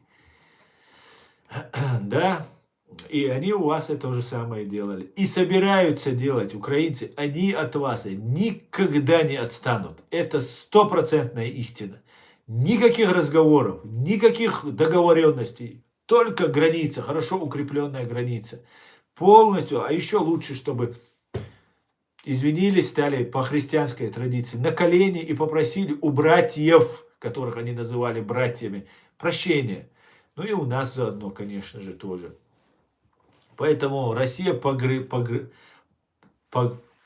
погружается в хаос, Леон, в хаос. Эру террора. Эра террора.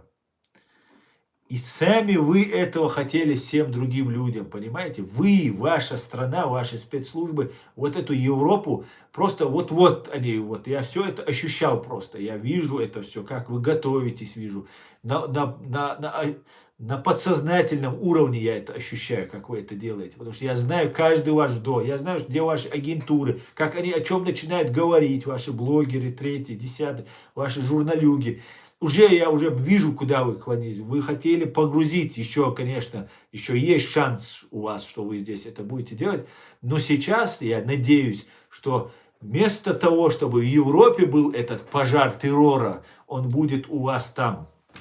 И как бы я плохо не относился к игилоидам разным, я могу сказать, что это Божья кара вам, россияне, за то, что вы другим устраивали террор. Вам придут те, которых вы боитесь больше огня.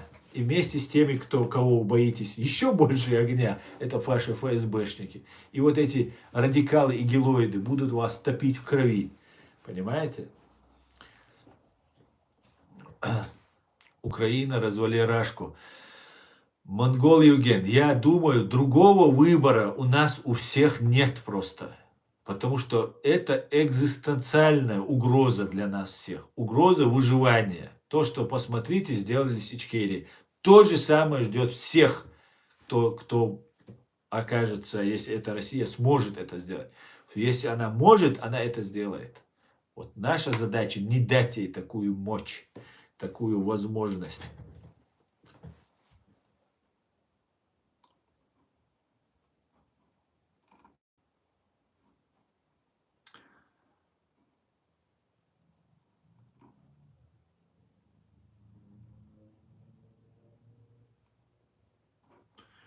Слава и свобода Чечне и чеченскому народу. Аллаху Акбар. Героям слава.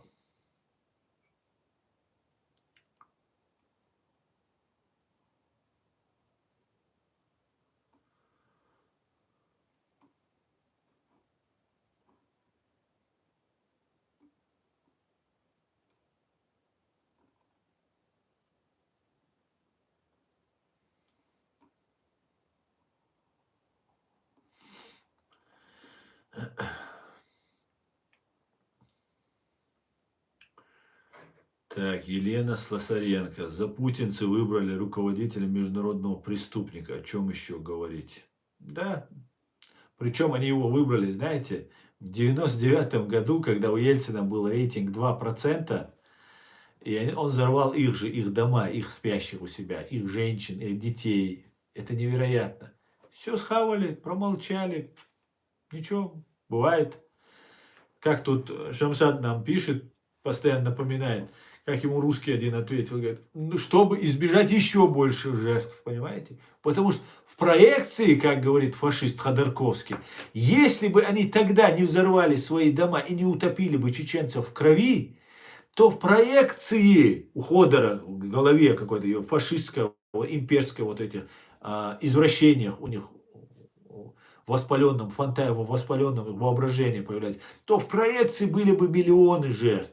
Так вот, если сейчас Россию не остановить, чтобы ее сейчас не изолировать, не разделить ее на части, то в проекции это миллионы, десятки, может быть, миллиарды жертв будет. Вот до того оружия, грязи и зла в этой фашистской русне. Да, ее нужно остановить, конечно. Чтобы не было, и Ходорковского посадить. Обязательно. Ходорковский преступник, имперец, по которому плачет тюрьма.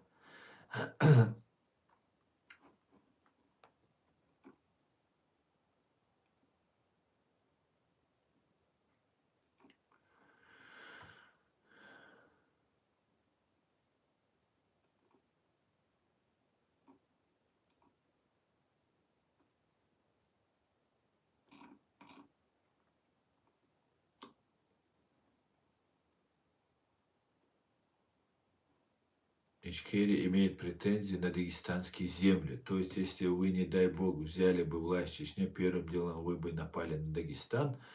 Your name, говорит. Your name, я не понимаю, о каких дагестанских землях ты говоришь. Я, наоборот, говорил, что мы кавказская нация, кавказский дом, что мы должны без границ жить и так далее. По-моему, ты немножко провокатор, ГБшный, да, подхолопный. У вас в Дагестане очень много подхолопников, и ты один из этих, да. И нападать на Дагестан, ну, я не вижу никакого смысла. Зачем нападать на Дагестан? Если мы будем жить без границ и жить в одном государстве. Если вы будете жить в фашистской России, кстати говоря, знаешь, мы никогда не нападали на Дагестан, но мы спасли дагестанцев. Чабан-Махи и Карамахи, даргинские села, которые мы вывели беженцев, вывели женщин, детей. И я что-то не слышал от дагестанцев благодарности нам от этого. Просто вообще напрочь не слышал. Были дагестанцы, кто воевали, сражались, гибли. Честь и хвала этим воинам, которые боролись против империи. Но вот я не видел от простых дагестанцев благодарности. Чеченцы, вот вы ценой навлечения беды на себя, риском навлечения беды, пришли и добровольцы, погибая, вывели, пробили коридор, вывели женщин, детей. Почему ни один дагестанец нам этого не говорит, а? Когда нам говорят, вы националисты, там это, когда у нас геноцид был, мы пережили страшные, тяжелые времена, вместо того, чтобы нас поддержать, нам какие-то сказки рассказывают. Никто нам благодарность не говорит. Вот где благодарность у вас, вот дагестанцы, скажите мне. тогда вы не поддержали вот этих добровольцев, по всем вашим каналам рассказывали, какие вы заступники за Россию, как вы там проезжающие БТР, ваши женщины подбегают там и воду, бананы, там еду им дает русскому БТРу, который идет на дагестанской земле убивать дагестанцев. А с той стороны пришли чеченские добровольцы пробить коридор и вывести этого. Почему я не слышу от вас, дагестанцы? Нам укор вы что постоянно, националисты мы там, каратисты мы, еще кто-то, третий, десятый. Почему вы не делаете ничего, чтобы сказать, и чеченцы, мы искренне благодарны вам за то, что вы тогда спасли наших женщин, детей. А те подонки и мерзавцы, которые выступали против нас, это холопы, халдеи, подхолопные, враги Дагестана и всего Кавказа. Почему этого я никогда не слышу? Я всегда поддерживаю чеченцев, я дагестанка. Модный доктор, все, спасибо. Вы только что отстояли честь дагестанцев, спасибо вам. Вовремя оказались в нужное время, в нужном месте. Я надеюсь, и другие дагестанцы также будут высказывать свое мнение. Потому что мы вам не враги. Тот, кто пришел убивать нас, дагестанцы, извините, если вооруженные банды России вы вошли и пришли к нам, вы для нас будете врагами до конца дней, как и Кадыровы, как и Путины, и Будановы, и все остальные. Остальные для нас не враги и никогда ими не будут. Потому что мы одна кавказская нация и должны жить в одном кавказском доме. Но вот этих мерзавцев и подонков мы должны все осудить. Как когда-то осуждали нацистов, также должны осуждать и вот этих мерзавцев. Я с Дагестана поддерживаю Чечню против оккупации России. Юнус, все, еще один есть. Спасибо вам, спасибо, что вы есть. Так, да.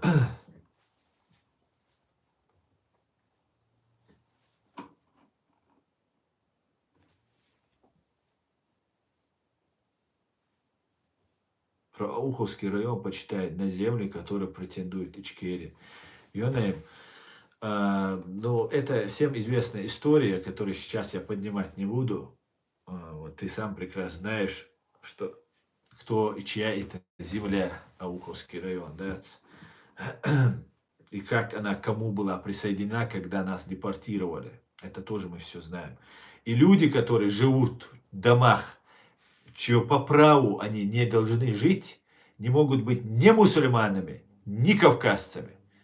Ни один кавказец не вел бы неуважительно, как живут люди, которые живут в Ауховском районе, в чеченских домах. И вешают портрет Сталина на свои ворота. Вы думаете, это все останется забытым и бесследно исчезнет?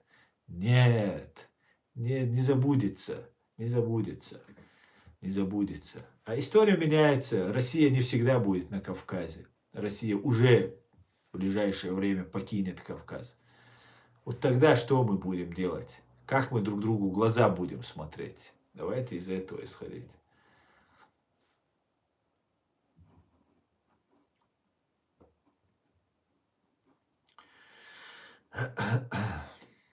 Как относится к Дудаеву? Ну, странный вопрос, конечно.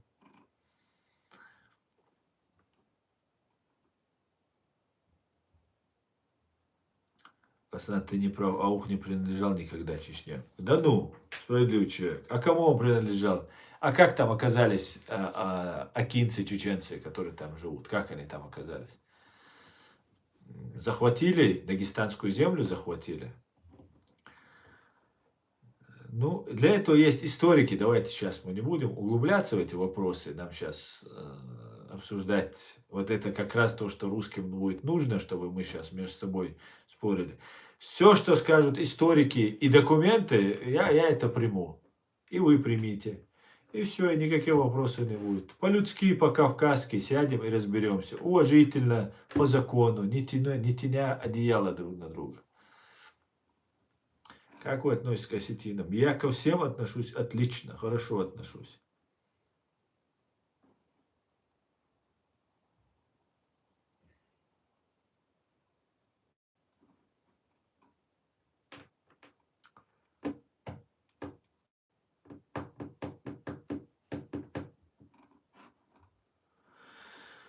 Откуда ты пишешь, говорит. И вот я здесь написал Московский Кремль, музей-заповедник. Я вот нахожусь сейчас в Московском Кремле, в музее-заповеднике. Все, вот здесь я нахожусь. Так, друзья, мы уже 100 минут в эфире. Я думаю, что пора бы нам уже и закруглиться, и честь знать, и уже 6 часов, и скоро Рамадан заканчивается, пост заканчивается.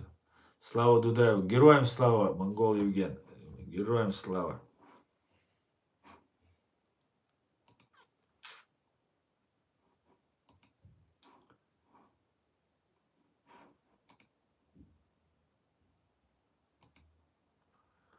Пора, как говорится, и честь знать.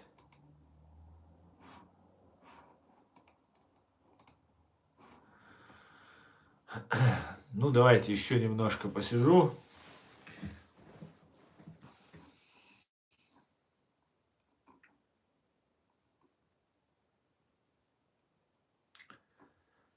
Слава Украине, слава ЗСУ. Тамаз, героям слава, слава Грузии, Тамаз.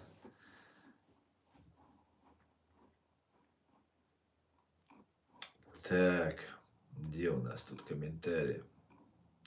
Зачем представители кавказских народов служат Путину и едут убивать людей в Украину? Людей, которые ничего плохого не сделали. Это вопрос за путинцем с Кавказа. Да, они и нас убивают. Прям на Кавказе нас же прям убивают. И между делом идут потом туда. Да, это люди, это не путинцы. Давайте тоже не будем ограничиваться одним Путиным. Это пророссийские, это проимперские товарищи. Да, это правда.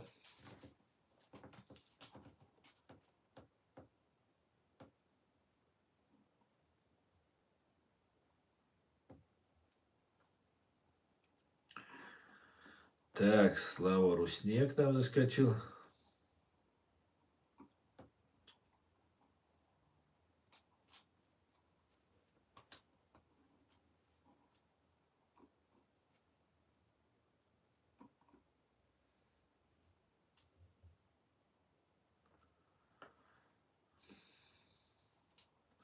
Как перс, я желаю свободу Ичкерии и свободу Персии от Талибана. Аллаху Акбар. Спасибо, спасибо. А Персия от Талибана, это значит что? Ты имеешь в виду Иса Оливеров, ты имеешь в виду Афганистан от Талибана освободить? Ты считаешь, это земля Персии, ну, иранская земля, да, правильно я понимаю?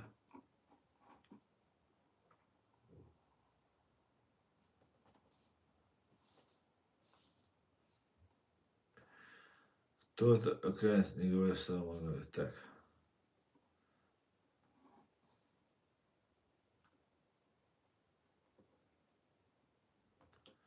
Ахмад Силас. И всегда будет сидеть тут Гудус Гри. Ну хватит уже, ты уже спамишь, я тебя сейчас забаню. Мне вот интересно, тебя когда русские в плен возьмут, что ты будешь говорить? Сейчас такой блатной, а потом ныть будешь, просить о пощаде. Евгений Александрович. Евгений Александрович. Ну, вы сперва возьмите меня живым в плен, а там уже будем уже исходить из этого, да. А то вы все обещаете, да. Жаль, что тебя такого настоящего террориста не замочили в Чеченскую или же еще в Ираке. Так я антитеррорист, и что, наоборот, я против террора, категорически против вашего ФСБшно-ГРУшного террора, я категорически против. О чем ты говоришь? Нет, я не террорист, да. Но от вас комплиментарно услышать, конечно, от террористов услышать меня террористом, это круто, да.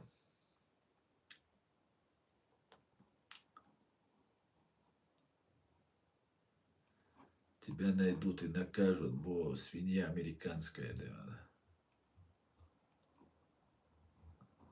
Возьмут, не сомневайся, говорит. Не возьмут, Дмитрий. Ну, не возьмут, я не могу сказать. В плен... У меня есть друг, который получил ранение и в бессознательном положении попал в плен. вам, вашим ублюдкам, и получил пожизненное лишение свободы. Там, ему нужно было предать все наша верхушка, нашего вице-президента Зелимхана Индарбиева, тогда Дудаев уже погиб, и нужно было ему его предать. Вот он не предал, получил пожизненный срок, потом кое-как его там инвалида, раненого, перебитого вытащили и так далее. И вот он всегда клялся, он говорит, что меня в плен, да никогда в жизни, что живым меня никто не возьмет.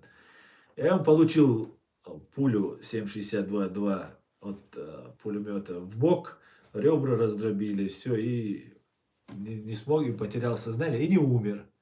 И проснулся из-за того, что уже его окружили, и без сознания он лежал. Поэтому, конечно же, после его этой истории, который реально не должен был попасть в плен, я, конечно, не могу сказать, что я не попаду в плен. Неизвестно, как жизнь повернется. Но я вам гарантирую, что если вы попробуете меня взять в плен, вы будете не очень рады этому. Вам нужно будет очень постараться. Поэтому проще просто грохнуть. Сразу советую. Чем мучиться, чем операцию провалите, потом у вас еще проблемы. Сразу, в любом случае, толку от меня плен. Я секретной информацией не владею. Так что сразу грохайте и все. Так будет проще. И вам, и мне, да.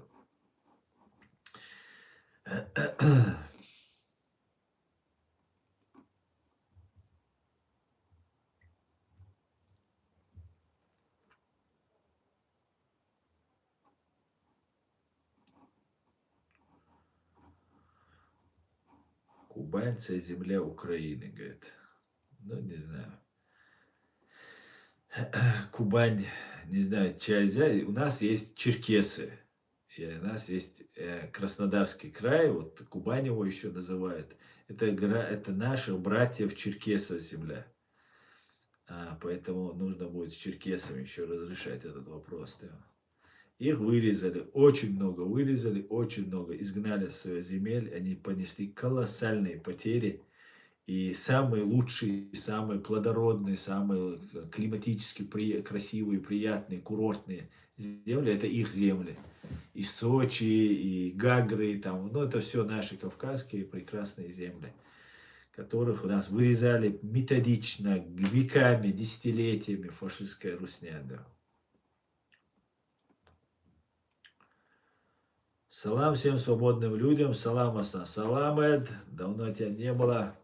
Не видно, точнее было, как относится к Басаеву, Бараеву и прочим террористам.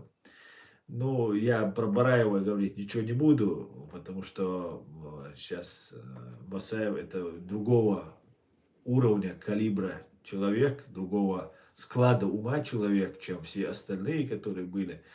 И Шамиль Басаев не был террористом, я тебе скажу, абсолютно. Шамиль Басаев был защитником чеченского народа, мотором, локомотивом чеченского сопротивления, лучшим из лучших диверсантов, воином лучшим был. И я отношусь к ним с большим уважением, как к легендарному чеченскому генералу, которого вы, подонки и мерзавцы, пытались оболгать как только могли, но мы не дадим ему оболгать. Он нас защищал, нас, чеченцев. И грош цена любому чеченцу, кто позволит его оскорблять его память. Да, вы обзываете, вы меня террористом называете. Я ни одного из вас не убил, вы меня террористом называете. А Басаев, он не мог ни один день, ему плохо было, когда он хотя бы один день вас не замочит на своей земле, оккупантов не замочит. Он сам об этом говорил. Поэтому ничего удивительного, что вы его называете террористом, даже если вы меня называете террористом. Всем ночи, салам с Грузии, салам, салам, Грузия. Аслан, здоровья тебе на долгие годы, всем врагам на зло. Барка юзер. Аслан, вы работаете? А как вы видите, это раз не работа? Каждый день провожу стримы. Конечно, работаю.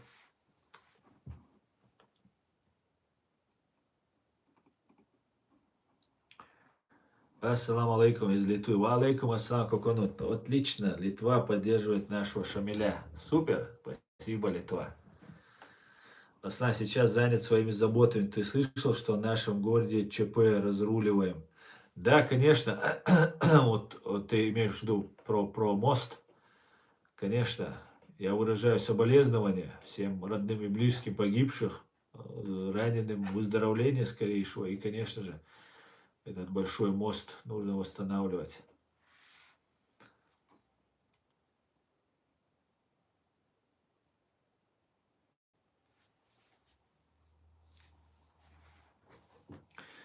Ливан Качарава, Васай, великий воин, Царство Небесное. Спасибо, Ливан, большое спасибо. От грузина особенно это благодарю вас. Спасибо. Да.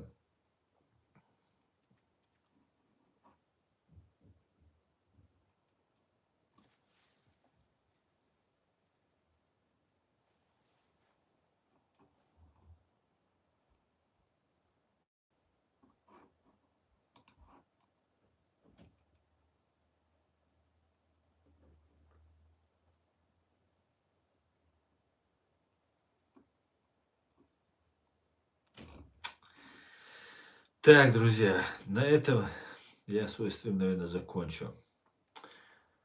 Друзья, спасибо, что смотрите и поддерживаете. Вы самые лучшие зрители, самые умные, самые из всех самых. Честное слово, друзья. Мы делаем большое дело, мы пытаемся разбудить, донести до людей правду. Нам это удается. Трудом, трудно, тяжело, но нам удается. Поэтому отдельно вам всем спасибо, друзья. Все будет Ичкерия, друзья, как обычно. Слава Украине, друзья. Господи, благослови Америку. До свидания, друзья.